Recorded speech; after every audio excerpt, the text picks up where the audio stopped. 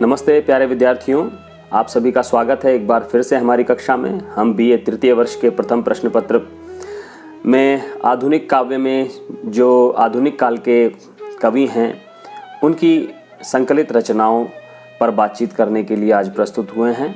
और उसमें जैसा कि हम हमारी पूर्व की कक्षा में चर्चा कर चुके हैं, हिंदी खड़ी बोली के प्रथम महाकवि या यूँ कहें कि हिंदी खड़ी बोली के प्रथम महाकाव्य के प्रणेता, एक बड़े महान कवि हमारे देश के अयोध्या सिंह उपाध्याय हरिऔध की प्रसिद्ध रचना, प्रसिद्ध महाकाव्य प्रिय प्रवास के छठे सर्ग में राधा जी के द्वारा अपने प्रियतम श्री कृष्ण के वियोग में, विरह में व्याकुल होते हुए उन्होंने जो संदेश पवन के माध्यम से मथुरा भेजे कृष्ण के पास, उन पर चर्चा करने के लिए और उस भाव संवेदना को समझने के लिए और उस पूरे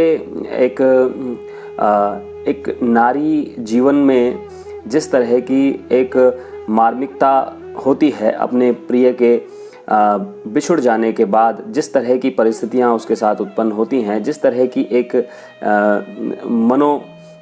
दशा जैसी एक स्थिति पैदा होती है, उस पर चर्चा करने के लिए आज हम हमारी कक्षा में प्रस्तुत हुए हैं। और ये जो छठा सर्ग है, इस छठे सर्ग में जो अंश हमारे लिए संकलित किए गए हैं वो मंदाक्रांता छंद में हैं। तो हम पहले थोड़ा सा मंदाक्रांता छंद को समझ लेते हैं कि मंदाक्रांता छंद क्या होता है। आप जानते हैं कि छंद दो प्रकार के होते हैं, मात्रिक छंद और वर्णिक छंद। वर्णिक छंद में गणबद्ध छंद होते हैं और गणमुक्त छंद होते हैं। गणबद्ध छंद जो होते हैं उनमें गणों की एक निश्चित व्यवस्था होती है और उस निश्चित व्यवस्था के आधार पर ही जब वर्णों का प्रयोग होता है किसी छंद में तो वो गणबद्ध छंद कहलाते हैं।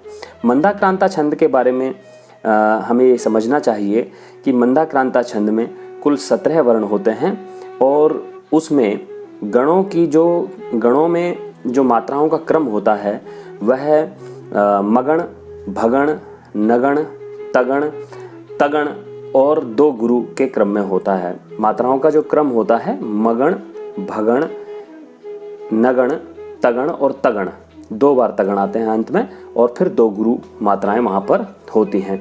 तो इसको ऐसे भी कहा जा सकता है, मैं भय न तय तय गे गे, मैं भय न तय तय गे गे, यानी कि मगण, भगण, नगण, तगण, तगण और ग यानी कि गुरु और गुरु।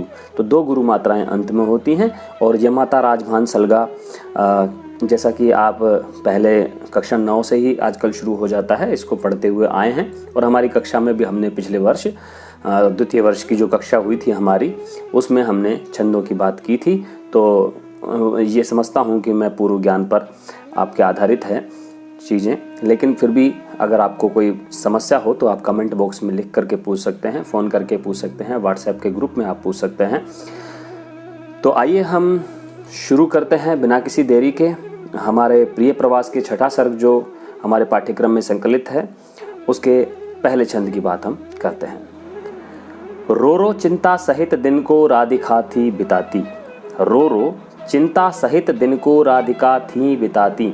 मैं आपको थोड़ा सा संदर्भ और प्रसंग पहले बता चुका हूँ। संदर्भ में जहाँ से यह अंश लिया गया है तो ये छठे सर्ग से लिया गया है, प्रिय प्रवास से लिया गया है। प्रिय प्रवास रचना है अयोध्या सिंह उपाध्याय हरिऔध की।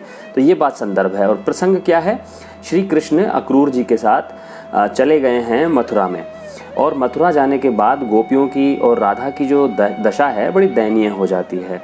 वो विरह में व्याकुल हो जाती हैं, वियोग में बड़ी पीड़ा का अनुभव करती हैं। तो उस पीड़ा का वर्णन करते हुए यहाँ राधा की मनोदशा को दिखाना कवि का उद्देश्य रहा है। तो ये प्रसंग है। अब हम बात करते हैं सीधे सीधे जो पद है उसकी कि रो रो चिंता सहित दिन को राधिका थी बिताती। तो ये शुरुआती खड़ी बोली की रचना है, इसीलिए इसको समझना बड़ा कठिन नहीं है।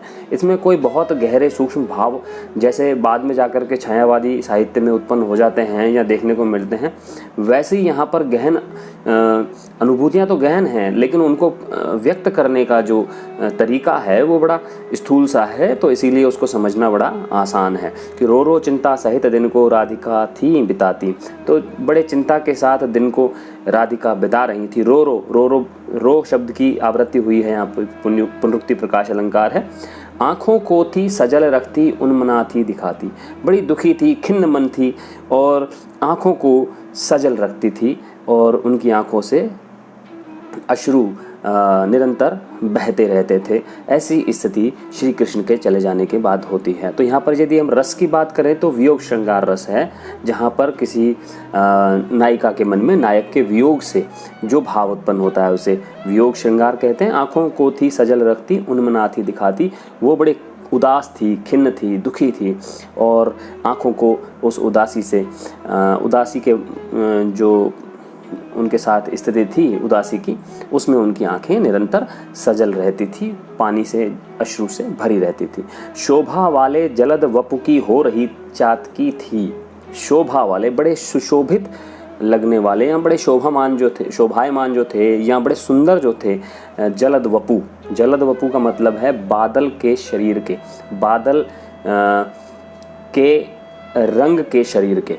तो यहाँ पर कृष्ण को प्रतीकित किया गया है, प्रतीक है कृष्ण का यहाँ पर। जलद वपु यहाँ पर बात करें तो रूपकातिशयोक्ति अलंकार है, क्योंकि यहाँ उपमान तो है लेकिन उपमेय को छुपा लिया गया है। कृष्ण का नाम नहीं आया है लेकिन उपमान का आया है जलद वपु। तो बादल के शरीर के रंग के जो श्री कृष्ण हैं उनकी वह चातकी हो रही है। चातकी हो रही है मतलब यहाँ पर रूपक दिया गया है किसको, राधा को, चातकी का। जिस तरह से चातक पक्षी आकाश में निरंतर बादल को निहारता रहता है और बादल से प्राप्त होने वाली जो क्या बोलते हैं उसको, स्वाति नक्षत्र की बूंद, स्वाति नक्षत्र की बूंद को ग्रहण करने में के लिए वह लालायित रहता है, उत्सुक रहता है, उत्कंठित रहता है। तो ऐसी ही स्थिति यहाँ राधा की हो रही है। तो यहाँ बादल का रूप दिया गया है श्री कृष्ण को और चातक का रूप दिया गया है राधा को। ऐसा ही एक पंक्ति और भी आती है तुलसीदास जी की, जिसमें वो कहते हैं कि एक राम घनश्याम हित चातक तुलसीदास। तो राम घनश्याम हैं और चातक तुलसीदास हैं। तो ये कोई परंपरा कोई नई नहीं है, ये बहुत पुरानी परंपरा है, जिसमें जो प्रेमी होता है वह स्वयं को चातक बताता है और प्रिय को वह बादल बताता है।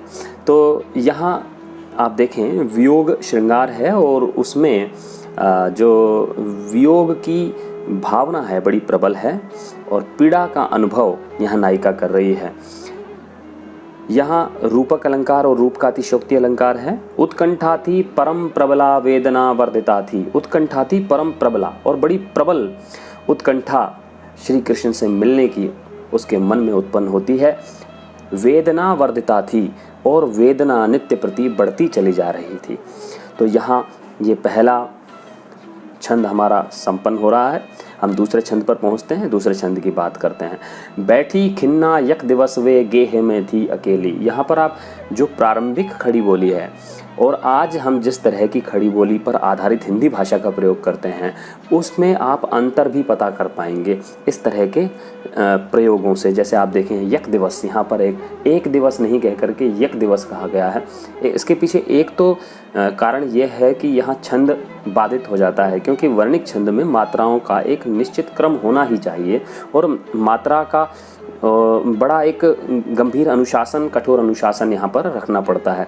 तो यहाँ एक लिखने से एक ही मात्रा दो हो जाती है, गुरु हो जाती है, तो छंद में दोष उत्पन्न हो सकता था, इसीलिए भी यक कह दिया गया है। लेकिन आप समझिए कि उस समय जब ये ग्रंथ लिखा गया 1914 में, तो उस समय किस प्रकार की भाषा का प्रयोग आज से 100 साल पहले हो रहा था, यह भी हमें सीखने का एक प्रयास इस रचना के माध्यम से करना चाहिए। बैठी खिन्ना यक दिवस वे गेह में थी अकेली। एक दिन वह खिन्न मन से, उदास मन से घर में अकेली बैठी थी। आके आंसू द्रग युगल में थे धरा को भिगोते। आके आंसू, उनकी आंखों में आंसू आ रहे थे और आंसू आकर के उनके दोनों नेत्रों से जमीन पर गिर रहे थे, धरा को भिगोते, और धरती धीरे धीरे गीली हो रही थी, नम हो रही थी उनके आंसुओं से। आई धीरे इस सदन में पुष्प सदगंध को ले। और तभी क्या होता है, तभी उस सदन, उस भवन, उस कक्ष में पुष्प सदगंध को ले। फूलों की सुगंध को लेकर आई, क्या आई? प्रातः वाली सुपवन, प्रातः वाली सुंदर पवन, मन को भाने वाली पवन, अच्छी लगने वाली पवन, सुबह वाली, जो सुबह वाली शीतल पवन होती है वह सभी के मन को बहुत अच्छी लगती है। आप भी जब सुबह उठते होंगे तो सीधा उठ करके आप खुले वातावरण में जाते होंगे और वहाँ पर उस वातावरण में जो वायु जिस तरह से बहती है उसको आप अनुभव करते होंगे, ऐसी मैं आशा करता हूँ। तो प्रातः वाली सुपवन इसी काल वातायनों से, और उस समय पर क्या हुआ? उस समय पर जिस समय वह अपनी आँखों से आंसू गिराकर धरती को भिगो रही थी, उस समय पर एक सुगंधित पुष्पों की गंध लेकर के एक जो पवन थी, सुबह वाली पवन थी, शीतल पवन थी, वह कक्ष में प्रवेश करती है। अब यहाँ केवल प्रवेश हुआ है और यहाँ कोई बहुत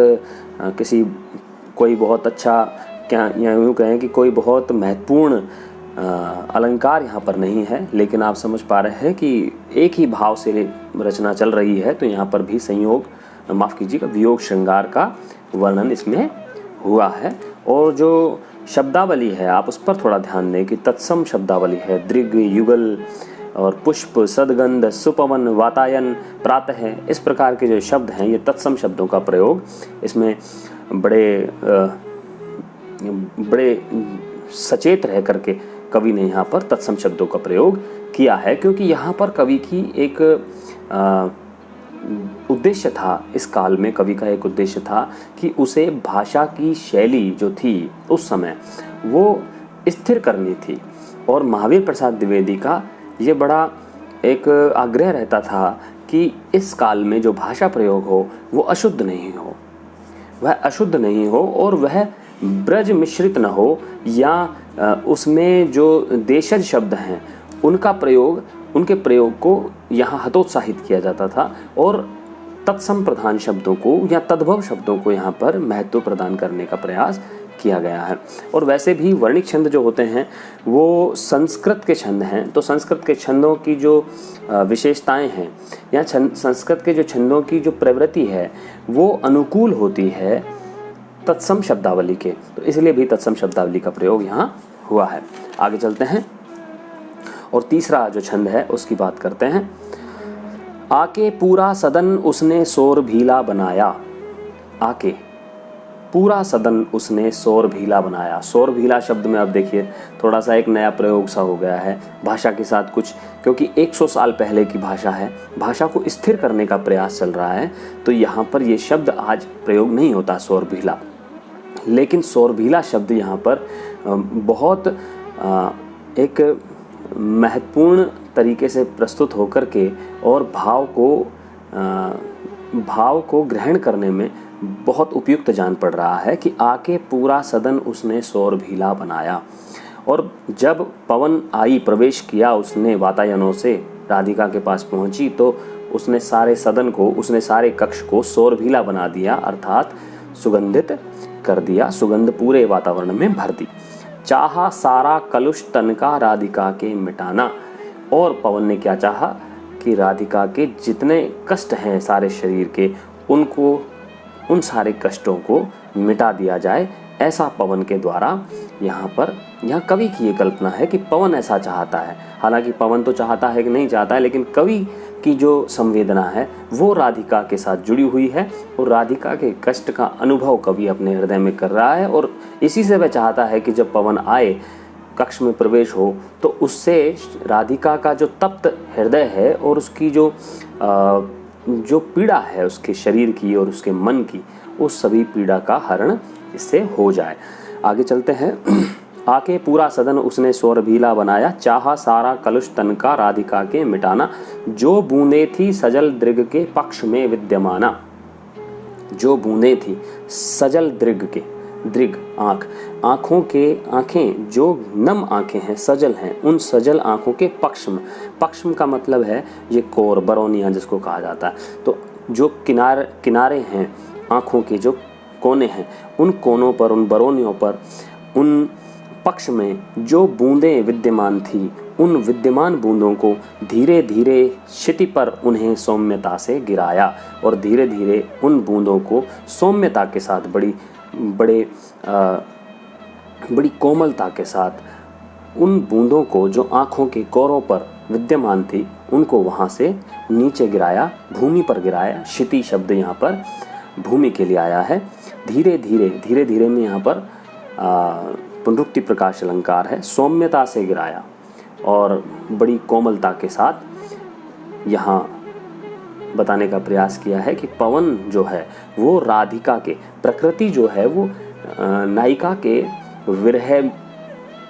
विरह को समाप्त करने में या विरह से उत्पन्न जो कष्ट है उसको समाप्त करने में प्रकृति उसे सहयोग करना चाहती है। प्रकृति पूरी तरह से संवेदनशील है और उसी संवेदनशीलता के साथ वह नायिका के हृदय को जो कष्ट पहुंचा है उस कष्ट को नष्ट करना चाहती है।